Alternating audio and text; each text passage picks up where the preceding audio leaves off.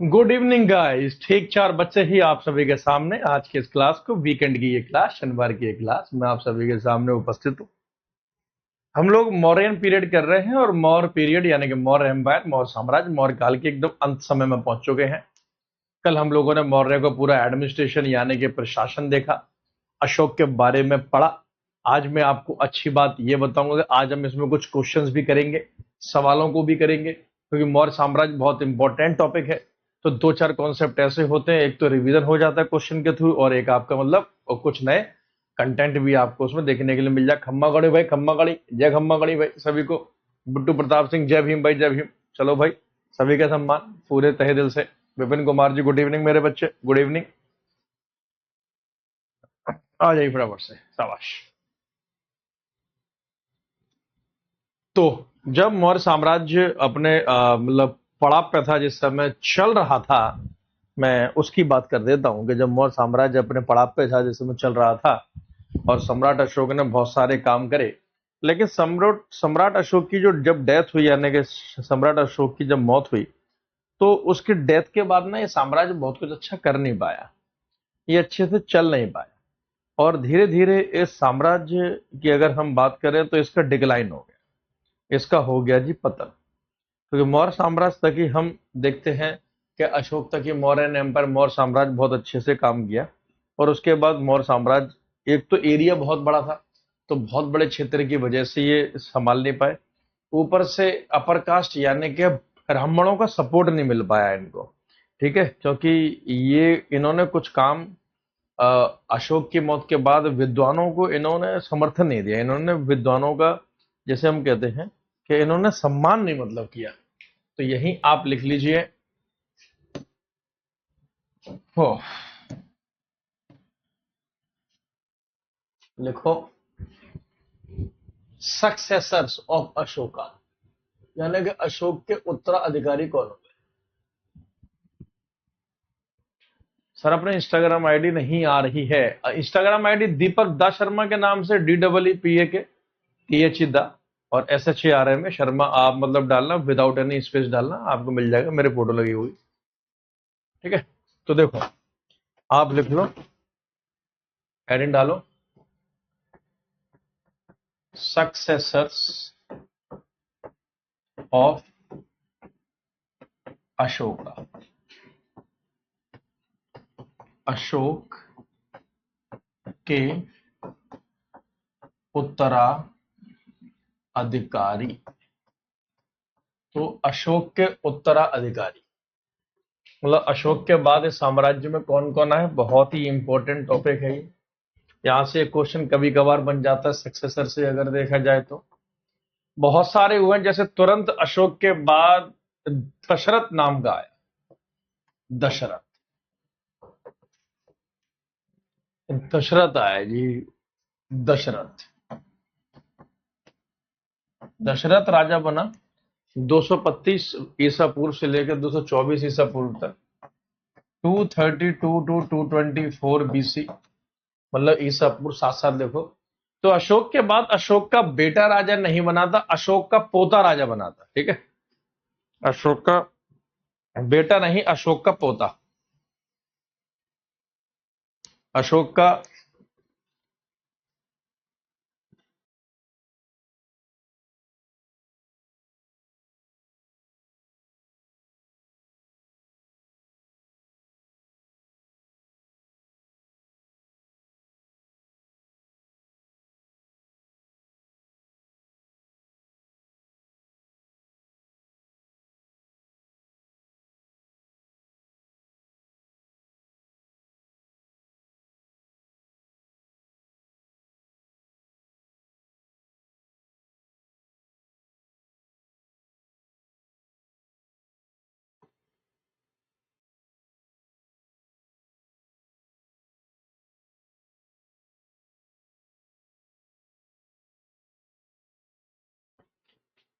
Hello, check check, hello.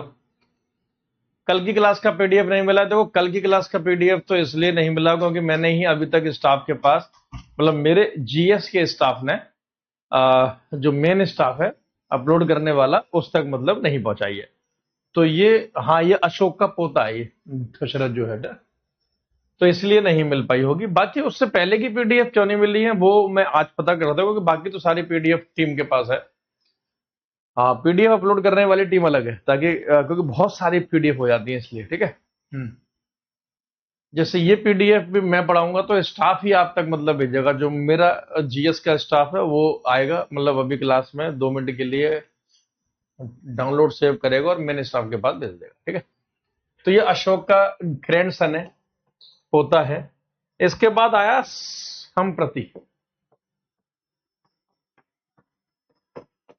संप्रति आया, संप्रति, ठीक है। संप्रति दशरथ के बाद का राजा है।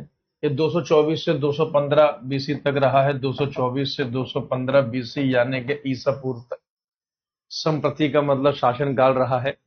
डबल डबल आवाज आ रही है, अभी भी आ रही है कि डबल डबल आवाज है बेटा? आवाज डबल के सभी को आ रही है, बताओ, या ठीक आ रही है? वो भी मिलेगा बेटा, चैप्टर वाइज एमसीक्यू भी आपको मतलब कराऊंगा मैं। आज तो हम सिर्फ मौर्य साम्राज्य के या अशोक के एमसीक्यू देखने वाले हैं स्पेशली। पहले वो तो पढ़ो।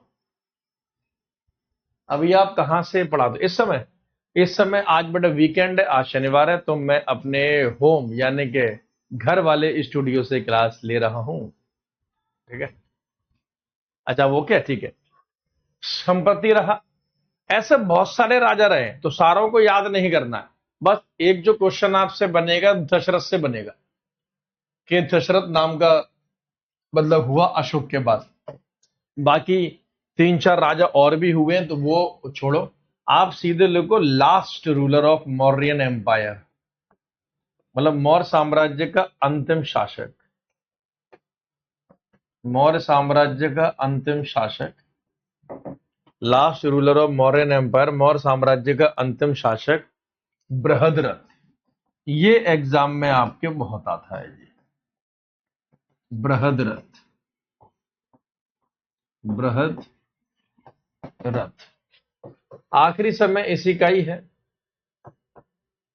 187 से 185 बीसी यानी कि ईसा पूर्व, 187 टू 185 बीसी यानी कि ईसा पूर्व। संप्रति, संप्रत नहीं बेटा, संप्रति, ठीक है, संप्रत नहीं है। पांचवा शासक संप्रति।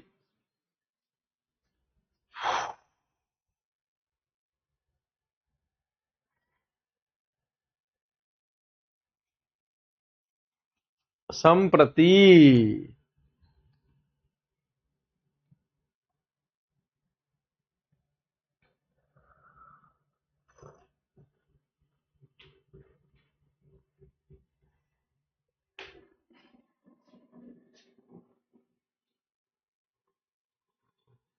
ना, बिल्कुल कभी नहीं पूछेगा बेटा सोम कुमार जी आज तक। हाँ, आज तो बिल्कुल परफेक्ट मिल जाएगी बेटा आपको, पीडीएफ डेफिनेटली मिल जाएगी। दीपक कुमार जी आशीर्वाद। हाँ, तो मैंने लिखा है संप्रति, ठीक है। अच्छा, ये जो बृहद्रथ जो आखिरी शासक रहा है मौर्य साम्राज्य का, इसमें आप लिख लो ही वॉज किल्ड बाय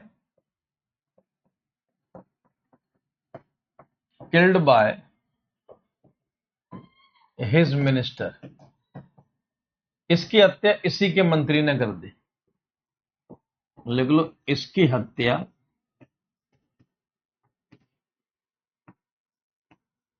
इसी के मंत्री ने की। इसकी हत्या इसी के मंत्री ने कर दी। टी पी रहे हैं? हाँ यार, मतलब आज ऑफलाइन भी थी ना लव कुमार जी मेरी क्लास, ऑफलाइन भी था, मतलब तो सुबह से 6 घंटे की क्लास ऑफलाइन थी जी। यस, 9 बजे से लेकर 3 बजे तक। फिर फटाफट वहां से मैं आया ऑफलाइन से, जस्ट मतलब अपने घर पहुंचा 40 मिनट के अंदर। जस्ट मतलब थोड़ा रिफ्रेश हुआ, चाय पीने का समय नहीं था, इसलिए मैंने बोला चाय स्टूडियो में भेज देना भाई। तो इसके मंत्री का नाम लिख लो मेरे बच्चे, इसके मिनिस्टर और मंत्री का नाम लिख दीजिए। इसके मंत्री का नाम था पुष्यमित्र शुंग। क्लास में भी कहाँ चाय पी पाते हैं, लिखने में सारा समय चला जाता है। मेरी अंदर यही दिक्कत है कि मैं मैक्सिमम चीजें हैंड रिटन करवाता हूँ। पीपीटी होती अभी खोल देता, आराम से उतारते रहते। पुष्यमित्र शुंग, तो उसके मंत्री का नाम था पुष्यमित्र शुंग।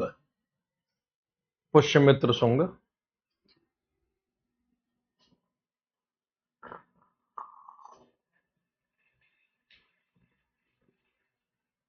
ऑफलाइन कहाँ पढ़ा तू? मुखर्जी नगर।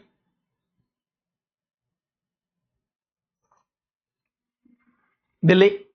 दिल्ली। हम्म। तो पुष्यमित्र शुंग की अगर हम बात करें मेरे बच्चे,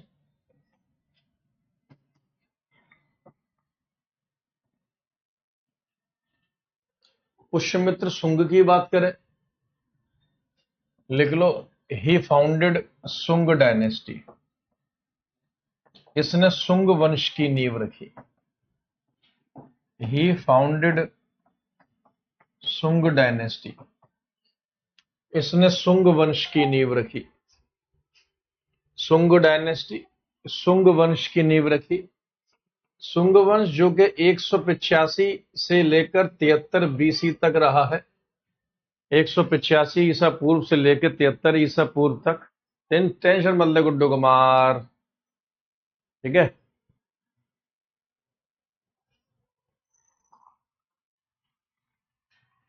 185 से 73 ईसा पूर्व तक रहा है।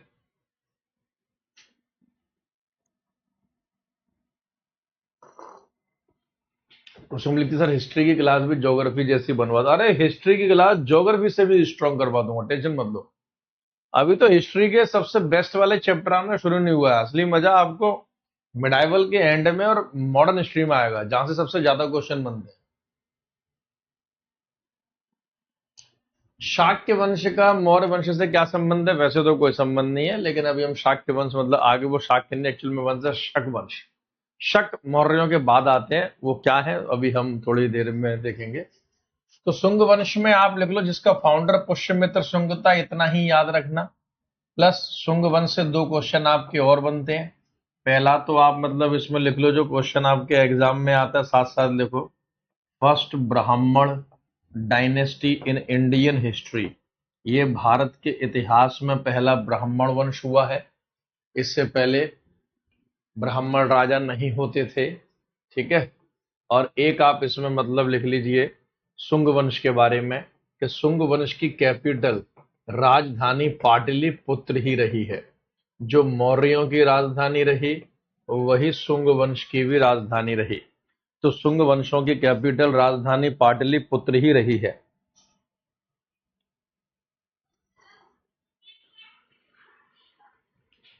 दोनों पीडीएफ करवा दूंगा सोनल जी, थैंक यू बिटू, ठीक है। तो इनकी भी राजधानी पाटलिपुत्र यानी कि आज का पटना ही रहा है। पटना के बहाने चाहेगा वो सटना। पटना, पटना के बहाने चाहेगा वो सटना।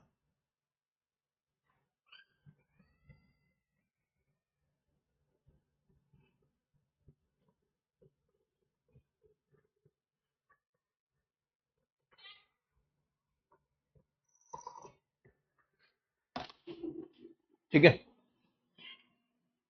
हाँ, ब्राह्मण राजा बनाते थे, किंग मेकर होते थे। पंडित लोग जो होते थे वो किंग मेकर होते थे, लेकिन किंग नहीं होते थे। अरे यार इलायची नहीं डाली यार चाय में, शेड मजा नहीं आ रहा।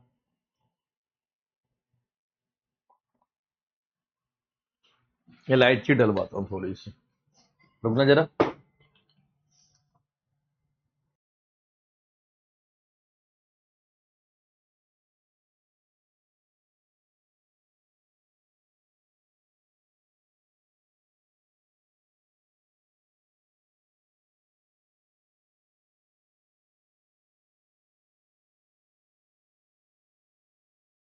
हाँ जी।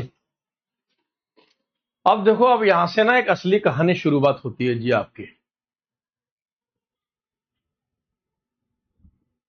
देखो, एक असली कहानी शुरू होती है कि जब मौर्य खत्म होते हैं तो यहां से शुरू होता है पोस्ट मौर्य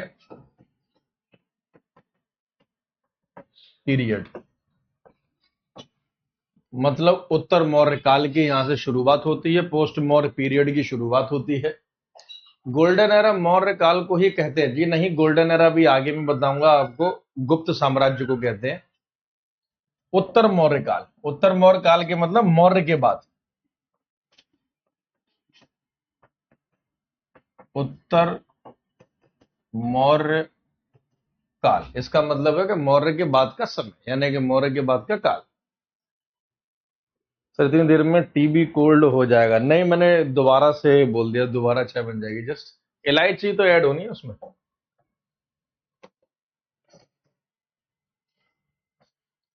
तो पोस्ट मौर्य पीरियड यानी उत्तर मौर्य काल, मौर्यों के बाद के समय में हम दो प्रकार के चैप्टर पढ़ते हैं।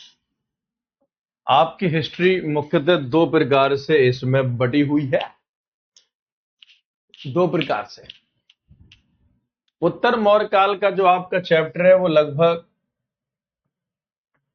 185 बीसी से लेकर 319 एडी यानी ईसवी तक का चैप्टर है। 185 ईसा पूर्व से लेकर 319 एडी या ईसवी या ईसा पूर्व तक का ये आपका चैप्टर है। फटाफट लिखते हुए चलो जी, साथ साथ। गुरुजी दीपक कुमार जी, आरआरबी एनटीपीसी की पूरी रणनीति के ऊपर मेरा एक वीडियो बहुत जल्दी आप तक आने वाला है यूट्यूब पर, वो भी विद्याग्राम के यूट्यूब पर ही आएगा। बाकी आप जीएस पर दीपक शर्मा के नाम से भी यूट्यूब फॉलो कर लेना, उस पर भी आएगा वो। सौरभ लगता है सर मैम आपकी इलायची बना देंगे। अरे मैडम है ही नहीं यार, हाँ, आजाद परिंदे है बेटे हम, कोई बांध नहीं सकता मैं। पोस्ट मॉडर्न पीरियड दो भागों में आपका मतलब बढ़ जाता है। एक तो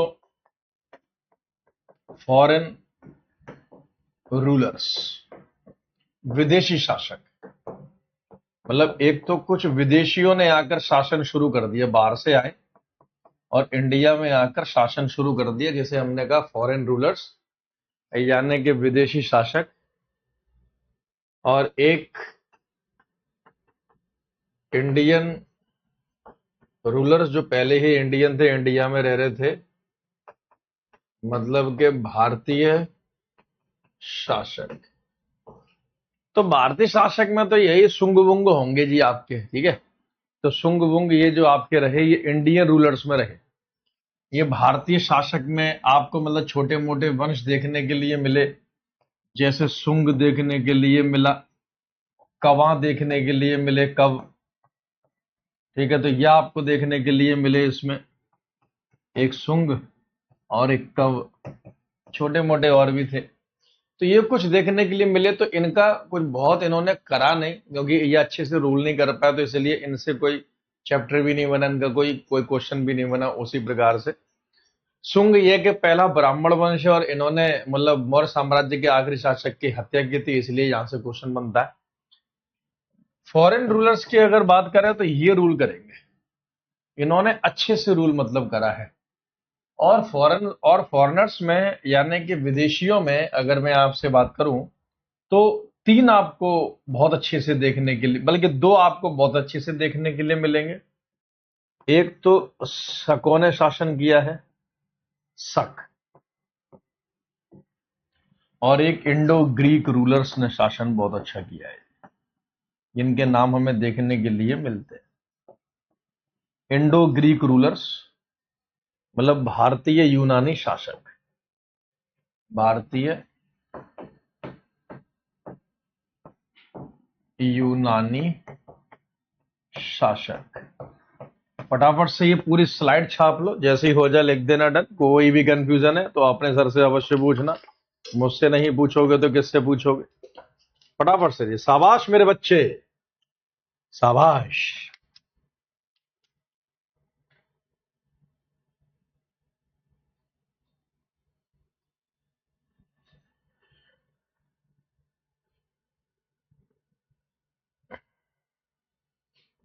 ठीक है, चलो भाई, इलायची के साथ चाय आ चुकी है मेरी। अब आया जी मजा। हम्म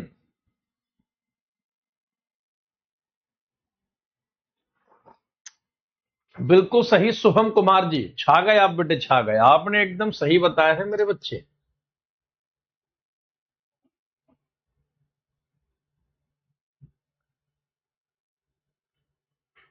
चले,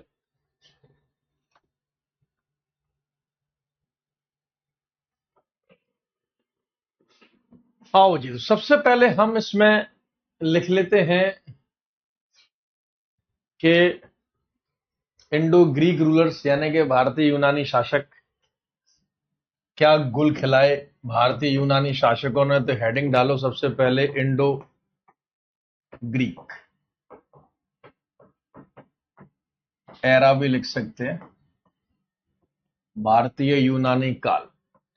ये अब यहां से ये पूरा चैप्टर ऐसा है जो आपको बहुत ही कंफ्यूज करेगा एग्जाम में, ध्यान रखना। ये चैप्टर है तो छोटा, पोस्ट मॉडर्न यानी कि उत्तर मौर्य, लेकिन ये आपको बहुत ज्यादा परेशान करेगा।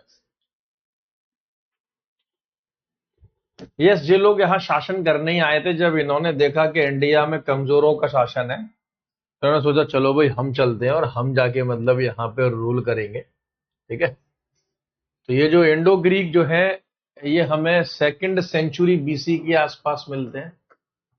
इनका एग्जैक्ट टाइम इसलिए नहीं मिलता क्योंकि विदेशी थे।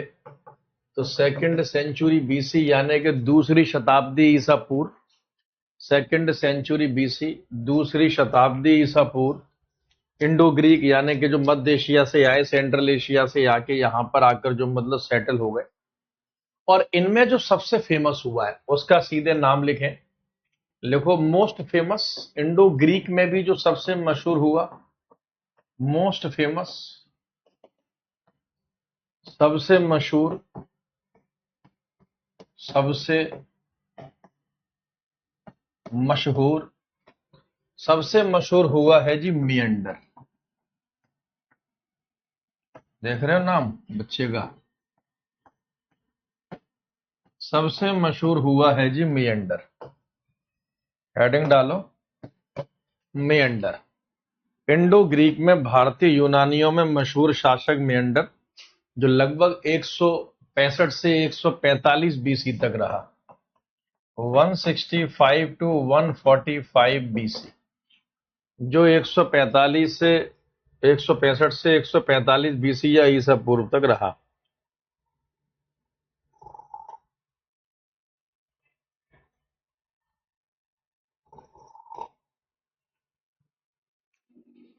अब इंडो ग्रीक के बारे में कुछ क्वेश्चन पूछे जाते हैं, लेकिन उसमें से मेंढर के बारे में कुछ क्वेश्चन आता है। मेंढर के बारे में आपको पहला क्वेश्चन मिलेगा। एक तो ये सबसे मशहूर इंडो ग्रीक शासक था मौर्यों के बाद, तो ये तो है ही। इसके कोर्ट में एक विद्वान रहता था, तो इसके कोर्ट स्कॉलर, कोर्ट विद्वान यानी कि दरबारी विद्वान का नाम लिख लो भैया, दरबारी विद्वान, उसका नाम था नागसेन। कई बार एग्जाम में आ चुका है, लिख लेना कि इंद्र के दरबार में कौन रहता था, तो नागसेन रहता था। आप लोगों ने मेरी और शुभम मैम का एक शॉर्ट देखा जो हाल ही में आया है, जहां मतलब शुभम मैम से मैं पूछ रहा हूँ, अरे मैम इतनी रात को आप कहाँ घूम रही हो, तो विद्याग्राम के आपके मेन यूट्यूब पर आ चुका है, तो उसे आप अवश्य देखें।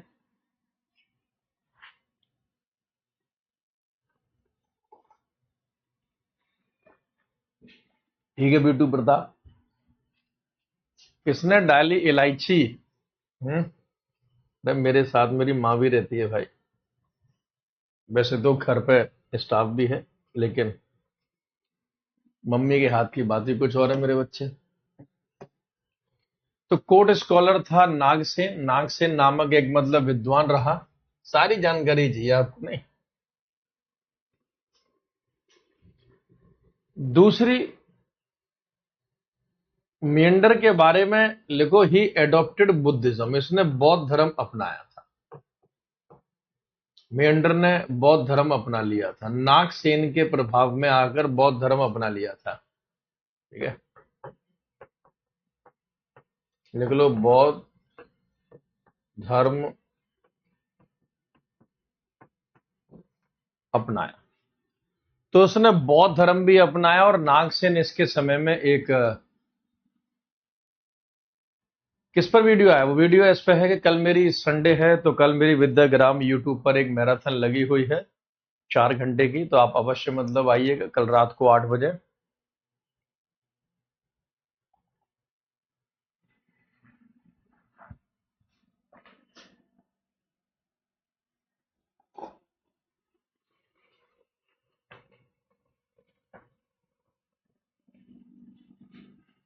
कविता लिखती है, सर आप शुभम मैम के साथ ही क्यों बनाते हो शॉर्ट, क्योंकि शुभम मैम मेरे पास ही रहती है इसलिए। हाँ मतलब बाकी सभी टीचर थोड़े मतलब दूर दूर है, कुछ तो बहुत ही दूर है। जैसे आपके आकाश सर झांसी से हैं, ठीक है। हिमांशु सर जो है जीएस वाले, जो एसएससी के लिए जीएस पढ़ाते हैं मेनली, वो आपके देहरादून से हैं, ठीक है। तो इस प्रकार से मतलब आरती मैम आपकी नोएडा से, हालांकि आरती मैम का भी घर यहाँ से, मेरे यहाँ से आधे घंटे की दूरी पर ही है बस। यस यस, यस बिनु प्रताप। हम्म। तो बौद्ध धर्म अपनाया मेंढर ने, बहुत खास बात है, आप समझिएगा, ठीक है। यही नागसेन ने एक मशहूर किताब भी लिखी, लिख लो नागसेन की बुक का नाम लिख लो, बुक ऑफ नागसेन। नागसेन की किताब बहुत फेमस किताब है, स्टैटिक जीके में भी बहुत आती है। स्टैटिक जीके में शुभम में पुस्तक और उसके ऑथर वाला चैप्टर आपको अवश्य कराएंगे। नागसेन की किताब या नागसेन की पुस्तक, इसकी पुस्तक का नाम था मिलिंद पानो। मिलिंद पानो, मिलिंद पानो अडब। ये किताब बुद्धिज्म यानी कि बौद्ध धर्म के ऊपर है। मैराथन हिस्ट्री की भी आ जाएगी रेलवे के लिए।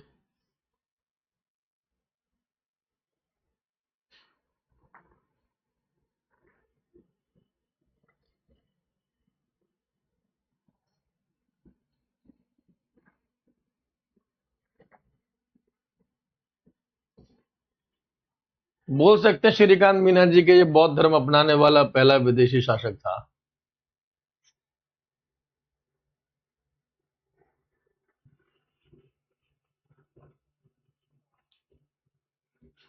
ठीक है।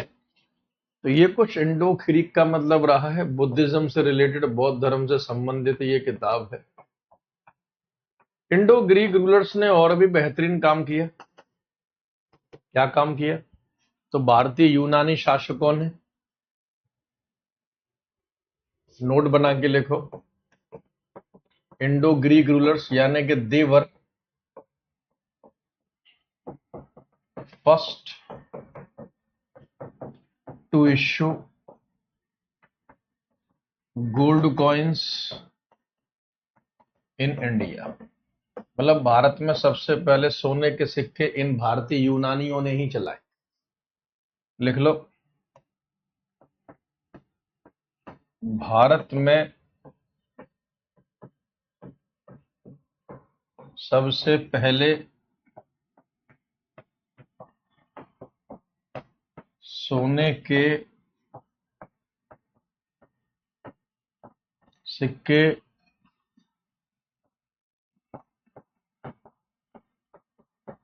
इन्होंने ही चलाए, छाप। तो सबसे पहले भारत में सोने के सिक्के इंडो ग्रीक रूलर्स यानी कि भारतीय मैराथन मतलब भारतीय यूनानी शासक ने चलाए। कल का मैराथन एसएससी के लिए ही नहीं है, सिर्फ रेलवे वालों के लिए भी, उसमें मैंने आपके लिए क्वेश्चन रेलवे के भी रखे हुए हैं, और एसएससी के भी क्वेश्चन आपके रेलवे में आते हैं और रेलवे के एसएससी में भी रिपीट हो जाते हैं।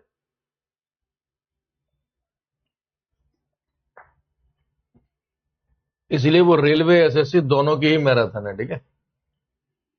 First to issue gold coins, सबसे पहले के सोने के सिक्के जो मतलब चलाए, वो यहां पर आके इंडो ग्रीक रूलर्स यानी कि भारतीय यूनानी शासकों ने आके यहां पर सबसे पहले सोने के सिक्के चलाए भैया, याद रखना जी आप, ठीक है। अच्छा एक और पॉइंट लिखना, बेहतरीन पॉइंट है जी। लगभग इंडो ग्रीक के बारे में आखिरी पॉइंट है लिखना, they also introduced Gandhara art in India.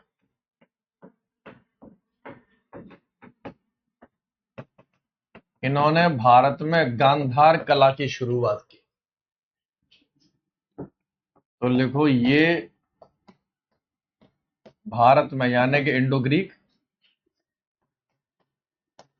Gandhara कला लेकर आए। ये भारत में, इंडिया में गांधार कला भी लेकर आए। ये बैच पूरी तरीके से रेलवे का है शिवम सिंह जी। यस। अब जैसे आप शायद नए हैं, जो बच्चे पुराने होंगे उनको पता है अच्छे से कि मैं ऐसा कभी नहीं करता हूं कि सारी क्लासेस, मतलब सारे बैचेस में एक ही क्लास लगा दी जी, नहीं। एसएससी अगर होगा तो एसएससी में एसएससी के हिसाब से अलग पढ़ाऊंगा, रेलवे में रेलवे का बैच होगा। जैसे कि अभी हाल ही में एसएससी जीडी का बैच चालू करा है, तो एसएससी जीडी में मेरी क्लास अलग हो रही है। वहां टाइम की कमी की वजह से मैं सिर्फ 2 ही सब्जेक्ट पढ़ा रहा हूं, बस केवल ज्योग्राफी और पॉलिटी। ठीक है बिट्टू, कर देंगे।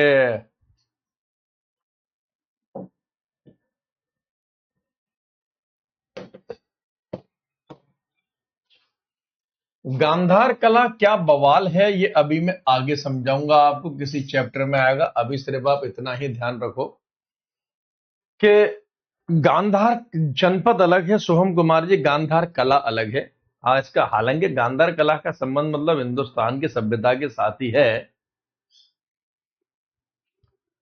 ठीक है, तो आप ध्यान रखना, गांधार आर्ट अलग है, गांधार कला मतलब और गांधार राज्य अलग है। तो गांधार कला को सबसे पहले कौन लेकर आए? इंडो ग्रीक लेकर आए, यानी कि भारतीय यूनानी लेकर आए। ठीक है, इसी कला को, गांधार कला का एक और नाम है, लिख लो, हेलेनिक आर्ट। एग्जाम में अगर एग्जामिनर का मूड खराब है तो वो हेलेनिक आर्ट लिख के आपसे पूछ सकता है। ठीक है, हेलेनिक कला, हेलेनिक कला। ठीक है, ओके सर। ने आपका मेन सब्जेक्ट, मेरा मेरे मेन सब्जेक्ट सारे ही हैं। मैं 10 साल से पूरा ही जीएस पढ़ा रहा हूँ, साइंस को छोड़ के। केवल साइंस नहीं पढ़ा रहा मैं। जैसे ऑफलाइन में तो मैं सारा जीएस मैं ही लेता हूँ, स्टैटिक जीके भी, करंट भी, सारा कुछ मतलब मैं ही लेता हूँ। साइंस को छोड़ के, बस साइंस नहीं आता हमारे को। ठीक है, तो ध्यान रखना कि ये गांधार कला शैली जो है, तो ये काम इंडो ग्रीक्स ने करा, ये काम भारतीय यूनानियों ने करा। और इन्हीं भारतीय यूनानियों को रिप्लेस करके देश में जो मतलब शासन करेंगे वो आपके करेंगे कुषाण। ठीक है, तो कुषाण मतलब यहाँ पे शासन करेंगे। ठीक है, हालांकि कुषाण भी इंडो ग्रीक ही थे, लेकिन वो कुषाणों के नाम से मतलब शासन करेंगे। ठीक है, कुषाणों के नाम से वो शासन करेंगे।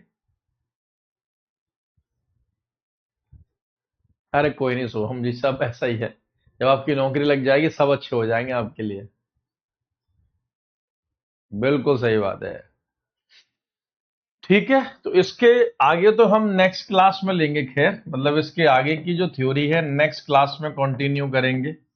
और नेक्स्ट क्लास मेरी जो लाइव होगी, मैं आपको मतलब बता दूं, वो संडे को तो खैर मैं नहीं लेता हूं, मंडे होगी। अगर मंडे नहीं ले पाया तो फिर ट्यूसडे होगी इन केस, क्योंकि मंडे मुझे छोटा सा काम है, तो बहुत दिन के बाद मैं पहला ऑफ कर रहा हूं ऑफिशियली। तो कोशिश करूंगा कि मंडे वाली क्लास आपको रिकॉर्डेड करके मतलब दे जाऊं, और 4 बजे ही आपके अपलोड हो जाएगी। ठीक है, अगर बाय द वे टाइम नहीं मिला मंडे की क्लास का रिकॉर्ड करने का, क्योंकि कल मैराथन भी है, तो फिर मैं ट्यूसडे को ये यहाँ के टॉपिक से मैं कंटिन्यू करूंगा आपका। ठीक है, तो स्टाफ को परेशान मत करना, मैंने आपको सूचित कर दिया। ठीक है,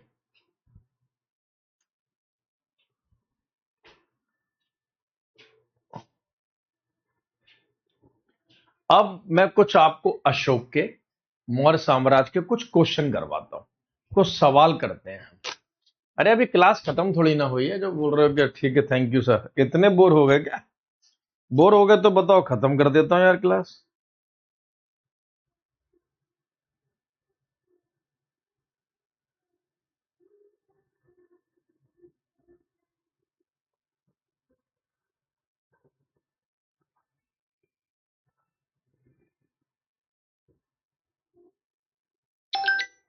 हाँ, एमसीक्यू भी करवा दे, चल रहा हूँ, चिंता मत करो यार। मुझे ऊंचाइयों पर देखकर हैरान है बहुत लोग।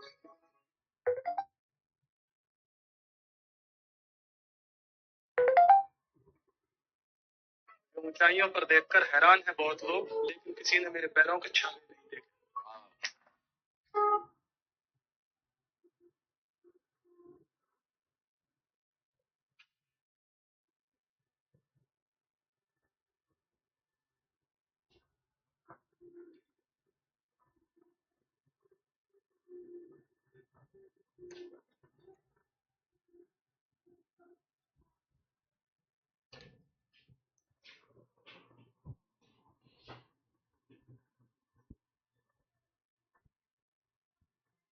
शराब से बोर हो जाएंगे तो हो गई पढ़ाई है।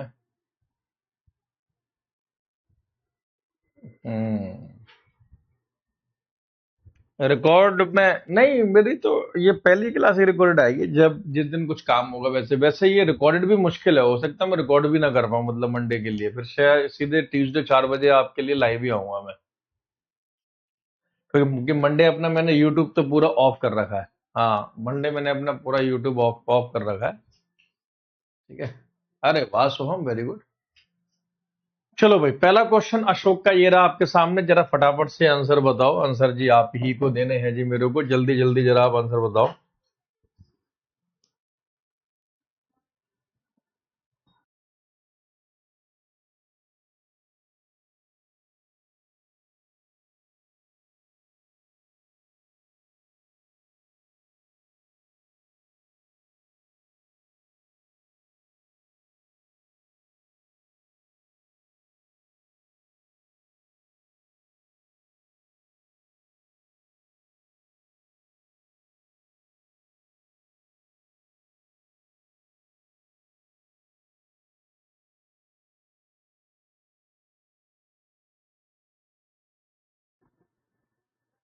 क्या बोल रहे हो? ट्वेल्थ में? ट्वेल्थ में बेटा मेरे पास पीसीएम थी, फिजिक्स केमिस्ट्री मैथ। चलो भाई, Greek king of West Asia, यानी कि वेस्ट एशिया का किंग, यानी कि ग्रीक किंग, यूनानी राजा कौन था जो पश्चिम एशिया यानी कि वेस्ट एशिया में शासन करता था? अगर ये आपसे पूछ लिया जाए तो क्या आंसर होगा? वेस्ट एशिया जैसे सऊदी अरब जैसा जो आपके मतलब एरिया है, ये वेस्ट एशिया में आते हैं। तो जब ऐसा क्वेश्चन आए तो आंसर आपका सेल्यूकस निकेटर होगा। सेल्यूकस निकेटर के बारे में हम पहले पढ़ चुके हैं। ठीक है। Place where Ashokan pillar is located, बताओ इनमें से कौन सा ऐसा स्थान जहां पे हमें अशोक का स्तंभ देखने के लिए मिला है? तो अशोक का, देख रहे हो पीपीटी कितनी खूबसूरत बनाई है तिरंगे के साथ, और लिखा भी है आजादी का अमृत महोत्सव है। नए नए आइडिया लाते रहते हैं बेटा हम। तो आंसर होगा सारनाथ। सारनाथ मैंने आपको कराया होगा, जो कि यूपी उत्तर प्रदेश में है। तो उत्तर प्रदेश के यूपी में हमें लॉइन पिलर यानी कि शेर के स्तंभ के साक्ष्य देखने के लिए मिलता है। हाँ बेटा बिट्टू, बहुत ज्यादा काम नहीं करता मैं उस पर। From which area was Takshashila and Ujjain ruled? Takshashila और उज्जैन का शासन किस क्षेत्र से था? पाटलिपुत्र से, बिहार से, दिल्ली से, या आगरा से? Takshashila, from which area was Takshashila and Ujjain ruled, यानी कि किस क्षेत्र से तक्षशिला और उज्जैन पर शासन होता था? तो याद करो, मौर्य साम्राज्य की बात है तो पाटलिपुत्र कैपिटल थी मौर्य साम्राज्य की, तो पाटलिपुत्र से, ठीक है, आपका शासन हुआ करता था। ठीक है, यानी कि राजधानी से। ठीक। बताओ, how many tower supported the massive wall of Pataliputra, कितने टावरों ने पाटलिपुत्र की विशाल दीवार का समर्थन किया था? यानी कितने टावर थे पूरे पाटलिपुत्र राजधानी में मौर्यों के समय में? टावर बोले तो मीनार, जिसके ऊपर सैनिक खड़े होकर देखरेख करते थे। इन टावरों का उल्लेख हमें मेगस्थनीज की किताब इंडिका में मतलब मिलता है। हमें इंडिका में मिलता है, याद रखिएगा। कहाँ मिलता है जी? हमें हमें इंडिका में मिलता है। हाँ तो पहला वाला अच्छा अच्छा सॉरी, पहला वाला क्वेश्चन में एक्चुअल में सेल्यूकस निकेटर है, ये मैं देख ही नहीं पाया, सेल्यू निकेटर है, ठीक है, सेल्यूकस निकेटर सी आंसर होगा जी पहले में। मुझे लगा कि ऊपर वाला भाई यार क्या जबरदस्त ऑप्शन बना है स्टाफ ने, देख रहे हो, Seleucus Nicator, Seleucus Nicholas, Seleucus Nicator, Seleucus Nicholas. तो अच्छे से पढ़ना, सेल्यूकस निकेटर, ठीक है।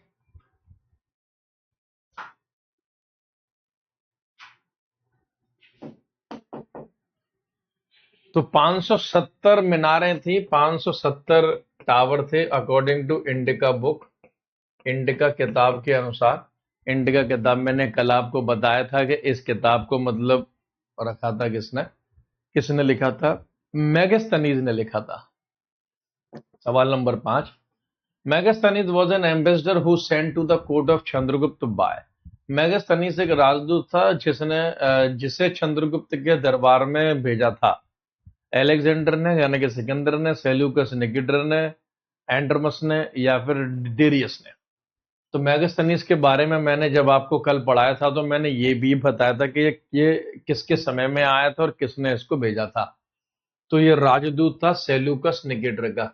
सेल्यूकस निकेटर के राजदूत के तौर पर ये चंद्रगुप्त मौर्य के कोर्ट या चंद्रगुप्त के दरबार में आया था। और सेल्यूकस किसका सेनापति था, सेल्यूकस खुद सेनापति था, यानी कि जनरल था एलेक्जेंडर सिकंदर का। तो ये सिकंदर का सेनापति था सेल्यूकस, ठीक है। Item famous in the south, बताओ साउथ में मतलब दक्षिण भारत में कौन सी वस्तुएं फेमस है। ये तो कॉमन सेंस वाला क्वेश्चन है, नहीं भी बड़ा होगा तब भी आपका आंसर आ जाएगा। हमारे साउथ में दक्षिण में इनमें से क्या मशहूर है, बीन्स फलियां, मिलेट बाजरा, सीरियल्स अनाज, पेपर्स यानी कि मिर्च, स्पेशली काली मिर्च, ब्लैक पेपर।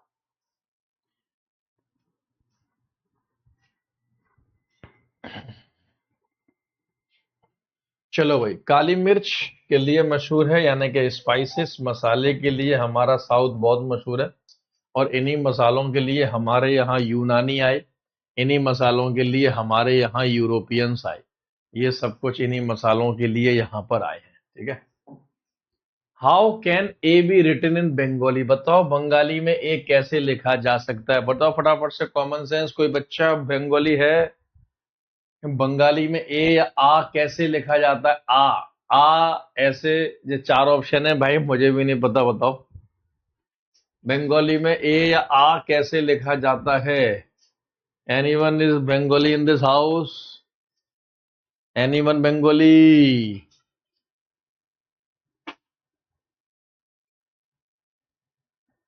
हाँ जी कोई बंगाली, बहुत बढ़िया मन, बंगाली ही आंसर दे सकता है जी इसका। हाँ भाई, আমি তোমাকে ভালোবাসি, আমি তোমাকে ভালোবাসি।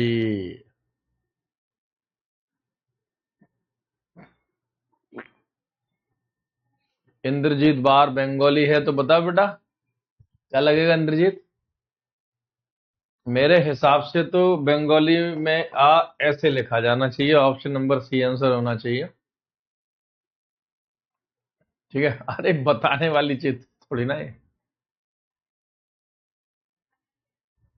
अरे तो ऐसे ही डाल दिया, एनसीईआरटी में था ये क्वेश्चन। जब आप पढ़ोगे ना एनसीईआरटी, तो एनसीईआरटी हिस्ट्री में था ये इस टाइप का क्वेश्चन, बढ़िया क्वेश्चन है। Mauryan pillar was found here, बताइए मौर्यों का स्तंभ इनमें से किस स्थान पे हमें देखने के लिए मिलता है या मिला है। तो आप याद कर लो, मैंने रामपूर्व पिलर, रामपूर्व स्तंभ आपको मतलब बताया होगा, जो पहले बिहार में था, बाद में आज के समय में इसे राष्ट्रपति भवन में रखा हुआ है। तो रामपूर्व स्तंभ अब आज के समय में राष्ट्रपति भवन में है, और ये एक प्रकार का बुल पिलर था, ये एक सांड का स्तंभ था। चले भाई, Ashoka decided not to fight any more wars because he saw, Ashok ने और युद्ध नहीं लड़ने का फैसला किया क्योंकि उसने देखा, क्या देखा, वायलेंस एंड ब्लडशेड, हिंसा और रक्तपात, पावर यानी शक्ति, फोर्स ताकत, नन ऑफ दीज, इनमें से कोई नहीं। तो कलिंग युद्ध में, कलिंग वॉर में अशोक ने 1 लाख लोगों की हत्या करवाई, उसमें उसने बहुत रक्तपात देखा और उसने उसको लगा कि भाई मुझे इससे कोई सुकून नहीं मिला है तो कोई फायदा नहीं है, तो इसलिए violence and bloodshed. Option number A answer हो जाएगा after the Kalinga war, Kalinga युद्ध के बाद। Very good. सवाल नंबर 10 बताओ, Ashoka decided not to fight any more war. अच्छा, ये तो फिर से रिपीट हो गया भाई। सवाल number 11, which of the following is not a Mauryan ruler. बताओ इनमें से कौन मौर्य शासक नहीं रहा है। चंद्रगुप्त, बिंदुसार, अशोक या बिसार। कौन इसमें से मौर्य शासक नहीं रहा है, आपको मतलब ये बताना है। which one of the following was not considered as the Mauryan ruler। इनमें से मौर्य शासक कौन नहीं रहा है, आपको ये बताना है। शाबाश। तो भाई देखो, ये तीनों तो मौर्य रहे हैं ना, ये पहला, ये दूसरा, ये तीसरा। बिंबिसार आंसर हो जाएगा क्योंकि ये हणयक वंश का शासक रहा है, याद करो। बिंबिसार हणयक वंश का शासक जो कि बौद्ध धर्म भी अपनाएगा, और ये गौतम बुद्ध जी का समकालीन था। इसने अपने रॉयल वैद्य जीवक को इलाज करने के लिए भेजा था, किसका, उज्जैन के शासक अवंती के राजा का। What is state craft. बताओ स्टेट क्राफ्ट क्या होता है, बस कॉमन सेंस से बताओ, इतना तो पढ़ रखा होगा। स्टेट क्राफ्ट क्या होता है। तो statecraft an art of hunting in state. अच्छा, राज्यों में शिकार की एक कला। An art of making pottery, मिट्टी के बर्तन बनाने की एक कला। An art of running an provincial government और एम्पायर। यस, यही आंसर होगा। लिख लो option number C. Statecraft का मतलब होता है प्रांतीय सरकार या साम्राज्य को चलाने की कला। कर दूंगा बेटा सोहन, ठीक है। और ये हमें स्टेट क्राफ्ट किसकी किताब में मिलता है, चाणक्य की किताब अर्थशास्त्र में हमें इसके साक्ष्य प्राप्त होते हैं। तो अर्थशास्त्र जो बुक है वो स्टेट क्राफ्ट के बारे में बात करती है, यानी कि राज्य के प्रशासन के बारे में बात करती है कि राजा का प्रशासन कैसा होना चाहिए। सवाल number 13, item famous in north west. बताओ उत्तर पश्चिम में इसमें से कौन सी वस्तु मशहूर है, यानी कि हमारे नॉर्थ वेस्ट इंडिया में कौन सी वस्तु मिलती थी उस समय मौर्यों में। अगर देखा जाए तो ब्लैंकेट यानी कि कंबल। उस समय नॉर्थ वेस्ट मतलब आज वाला इंडिया नहीं होता था, उस समय का नॉर्थ वेस्ट आपका पाकिस्तान और अफगानिस्तान का मतलब क्षेत्र होता था, ठीक है। प्राकृत वर्ड फॉर धर्मा। धर्म के लिए प्राकृत शब्द बताइए कौन सा होगा। प्राकृत भाषा में धर्म शब्द को कैसे लिखा जाएगा। धम्म लिखा जाएगा, धामरा लिखा जाएगा, धाम लिखा जाएगा, या फिर धम्मा लिखा जाएगा। सवाल नंबर 14, तो प्राकृत भाषा जैन धर्म की मुख्य भाषा रही है, तो आप लिख लो प्राकृत भाषा में धर्म को लिखते हैं धम्म। और याद करो अशोक ने धम्म की नीति ही अपनाई थी, यानी हम ये बोल सकते हैं कि अशोक के समय में पाली और प्राकृत दोनों भाषाएं ही चलती थी, लेकिन लिपि सबसे ज्यादा इस्तेमाल हुई है ब्राह्मी। अगला question, name of the bird which was included in the tree that was carried with the emperor at the time of appearance in the public. ये बहुत अच्छा क्वेश्चन है यार।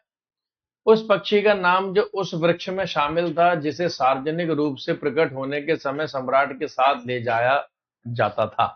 बताओ कौन सा पक्षी था कि जब वो राजा आम लोगों से मिलने के लिए पहुंचता था, तो जब आम आदमी को फेस करता था, जब पब्लिक अपीयरेंस करता था, तो इसमें से कौन सी बर्ड, कौन सा पक्षी था जिसे राजा अपने साथ ले जाता था। तो राजा अपने साथ ले जाता था पैरट यानी कि तोता को, ट्रेंड पैरट, प्रशिक्षित तोता। क्योंकि तोता मीठा भी बोलता है, इसलिए तोता का नाम मिट्ठू है ना। तोता को हम मिट्ठू भी कहते हैं, समझिए, हम तोता को मिट्ठू भी कहते हैं क्योंकि तोता बहुत मीठा बोलता है और राजा इसी को अपने साथ रखता था। चैत्य इस, बताइए चैत्य क्या है। ये बहुत अच्छा क्वेश्चन है, मतलब चैत्य क्या है, इससे आपको कुछ नई इंफॉर्मेशन भी मिलेगी जो मैंने अभी तक आपको नहीं बताई है। चैत्य से, चैत्य, तो चैत्य इज अ सेक्रेड प्लेस, एक पवित्र स्थान होता था चैत्य। और इसका संबंध बुद्धिज्म यानी कि बौद्ध धर्म के साथ मिलता है हमें। चैत्य का संबंध बौद्ध धर्म के साथ होता है। दो स्थान हमें बौद्ध धर्म में मिलते थे। बौद्ध धर्म के दो स्थान बहुत मशहूर हुए, एक चैत्य बहुत मशहूर हुआ, चैत्य, और एक मशहूर हुआ बिहार। विहारा भी लिखा गया कई जगह, विहार। और एक चैत्य।